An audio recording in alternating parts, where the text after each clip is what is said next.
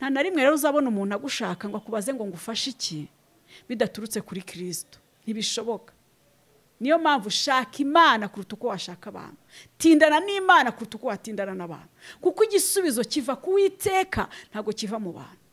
Ndakwinginga ngo wicare bugufi bwa Kristo, aho Yesu ari bukurebe, aho Yesu ari bukumve, aho uri butaka akakumva. Niba uri kure ya Kristo uzataka abantu bakumve kandi ntacyo bazakumarira.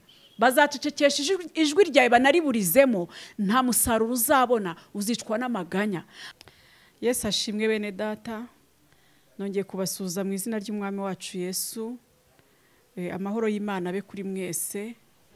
Izina ry'Uwiteka Imana rihabwa icyubahiro.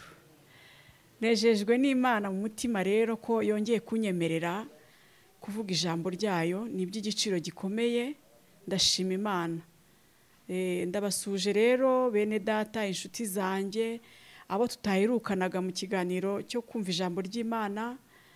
Hari haciyeho igihe ariko kubw'impamvu zitari izanjye, imbogamizi ziba zihari, ariko byose hamwe Uwiteka afatanyiriza hamwe kutuzanira ibyiza. Yego. Hari abajya bankurikira kuri cano ukuri kw'ijambo ry'Imana, niho ntambutsa ijambo ry'Imana. N'iri jambo tugiye gusangira naryo muzarisangaho. Uyu munsi rero nagiriwe ubuntu bwo kuba kuri kamera za Duhumurizanye TV. Imana ihabwa icyubahiro. Ndabasuje. Reka rero mbere ya byose, mbere yuko tuganira ijambo ry'Imana, tubanze dusenge twiragize Imana nk'uko bikwiye, nk'uko bigomba. Turagushima Mwami Yesu, tuguhaye icyubahiro kubw'imbabazi watugiriye kuri uyu munsi.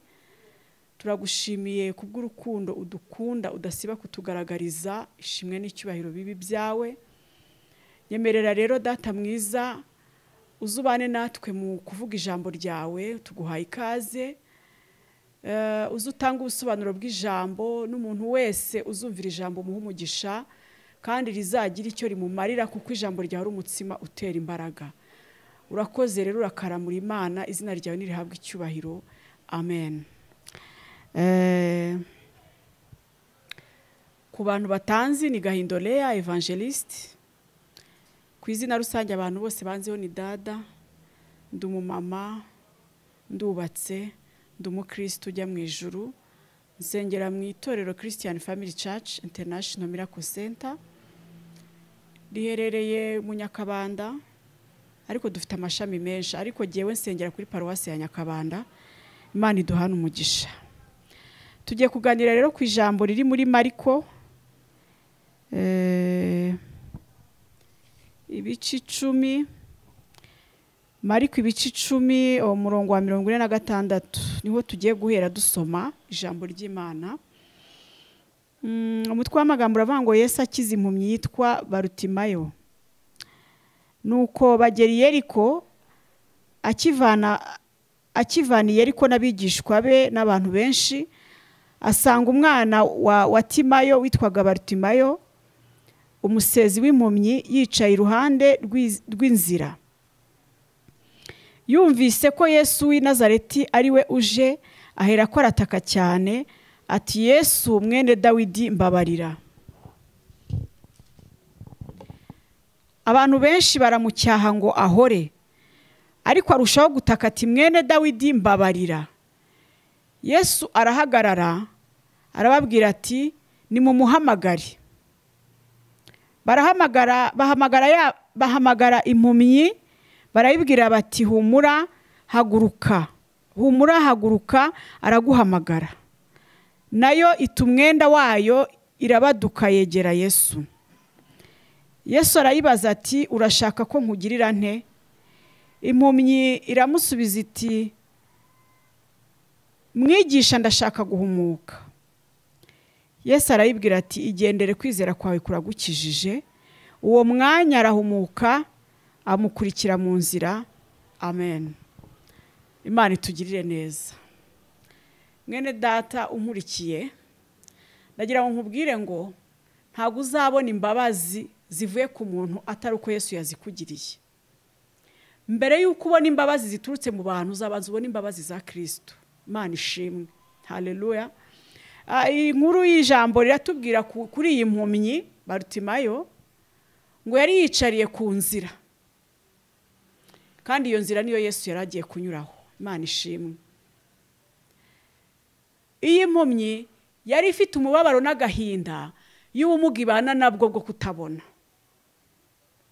Ni ikibazo gikomeye, kandi iyi mpumyi niko yari yaravutse, niko yari yarakiriye ubuzima bw'ubuhumyi. Yumvaga nta mpinduka, yumvaga nta n'umuntu nubwo bamuvurizahe, nta n'uwashobora kumukiza ubuhumyi yari afite. Ariko aho yari yicariye yari ku nzira Yesu yagombaga gucamo. Imana itugirire neza. Ese mwene dawo nkurikiye, wicaye hehe muri icyo kibazo ufite, muri ubwo bumuga ubana nabwo? Ubumuga ni bwinshi. Uyu nguyu yari afite ubumuga bwo kutabona, ariko nawe hari ubumuga ufite. Ese Yesu umurindiriye kuyihe nzira?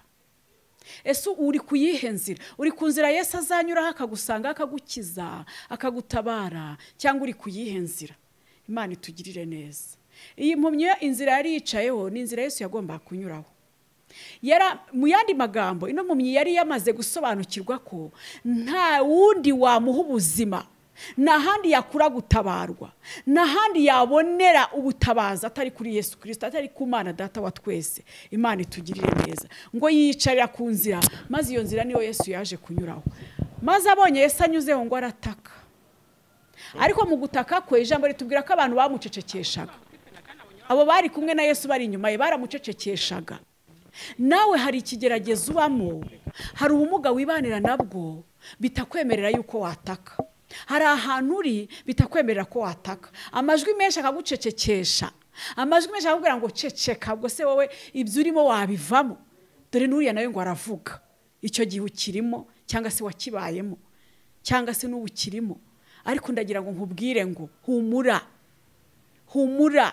Niba wicaye ku nzira Yesu, niba wicaye aho Yesu agomba kukubona, niba wicaye aho Yesu azakunyuraho akakubona, akira gutabarwa n'Imana mu izina rya Yesu.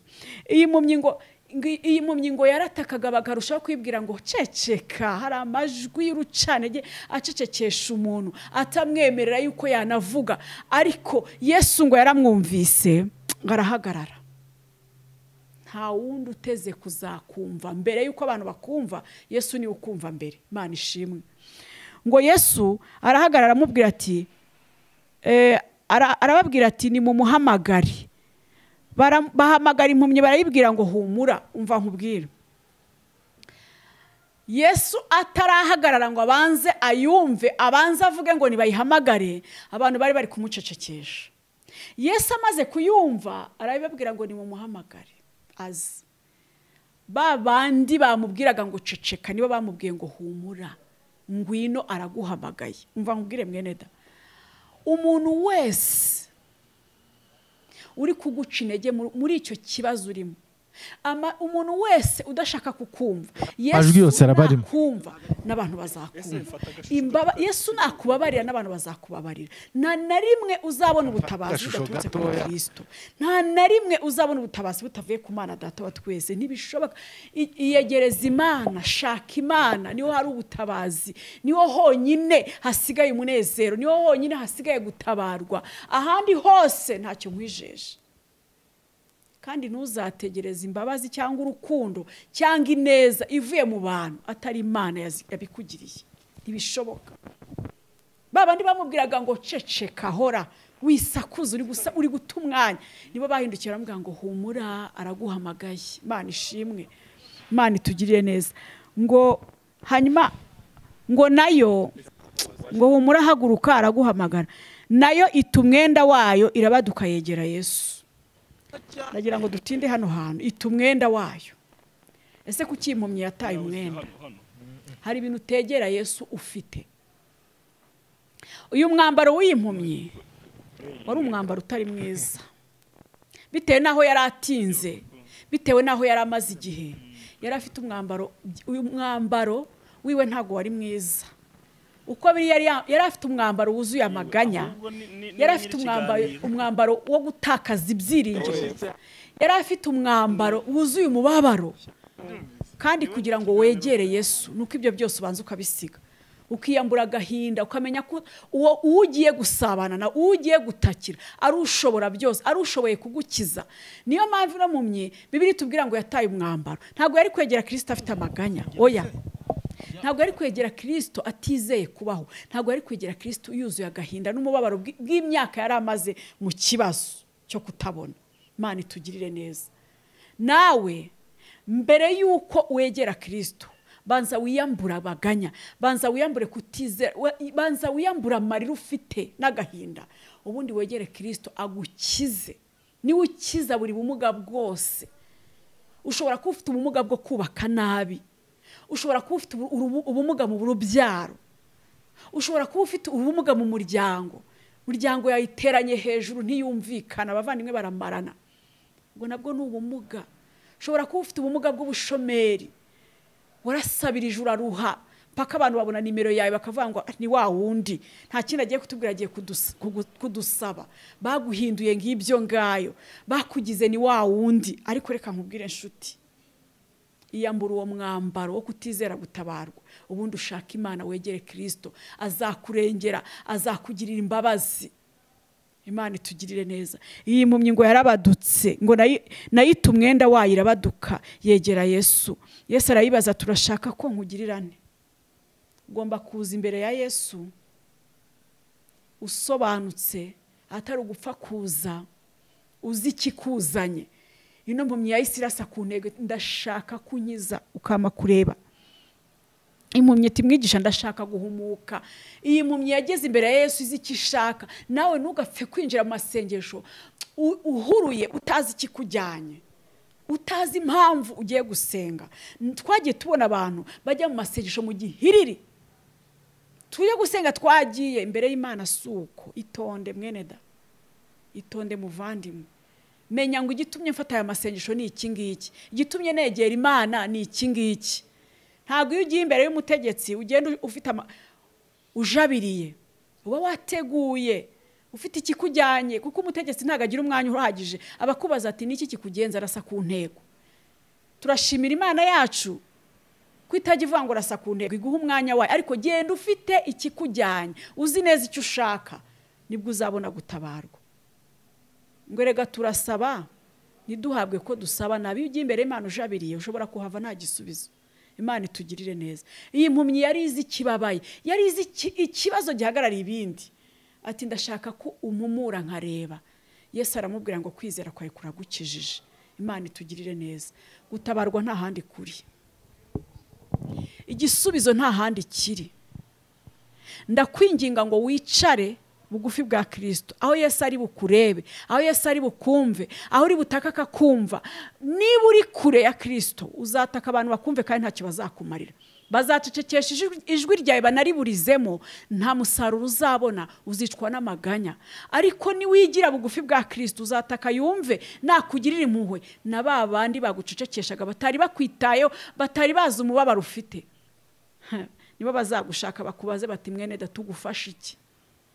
Nta na rimwe rero uzabona umuntu agushaka ngo akubaze ngo ngufashe iki bidaturutse kuri Kristo. Ntibishoboka. Niyo mpamvu shaka Imana kuruta uko washaka abantu. Tindana n'Imana kuruta uko watindana n'abantu, kuko igisubizo kiva ku Uwiteka, ntabwo kiva mu bantu. Imana itakugiriye imbabazi ntabwo umuntu yazikugirira. Imbabazi zose, ibikorwa byose, imirimo myiza, impuhwe, byose biva ku Uwiteka Imana yo mu ijuru. Imana itugirire neza. Nsoreje hano, iri niryo jambo nari rifite ku mutima wanjye kugira ngo nkugezeho mwene data. Shaka Imana, tindana n'Imana, hugukira Imana. Imana umwanya nayo izaguha undi. Imana igihe izakuremera ibihe mu izina rya Yesu. Imana itugirire neza. Ndasoje rero, nsoreje hano. Imana ibane nawe, Imana ikugire neza, Imana igukomeze, ntuheranwe n'ibihe, ntutakaze ibyiringiro. Nturekure isezerano Imana yagusezeranyije kubw'ibihe turimo. Turi mu bihe ariko Imana irabizi, nta na kimwe Imana itazi, kandi ntikangwa n'ibihe, ko ari igena ibihe, ni nayo igenga ibihe. Imana itugirire neza. Reka dusoze dusenga Imana. Urakoze Nyiringabo kubw'ijambo ryawe ryiza, riherekesha imbaraga zawe, rizagere kure aho tudatekereza twebwe, rizakora umurimo ukomeye nk'uko ijambo ryawe ari ry'imbaraga. nanjye uritambukije rikora umurimo ukomeye muri njyewe n'abazaryumva bose dufatanyirize hamwe kunguka mu izina rya Yesu. Komeza ubane natwe, ubane na buri wese, umugisha uwakurikiye wese iri jambo n'uwaryakiriye mu izina rya Yesu Kristo. Amen. Shalom, shalom.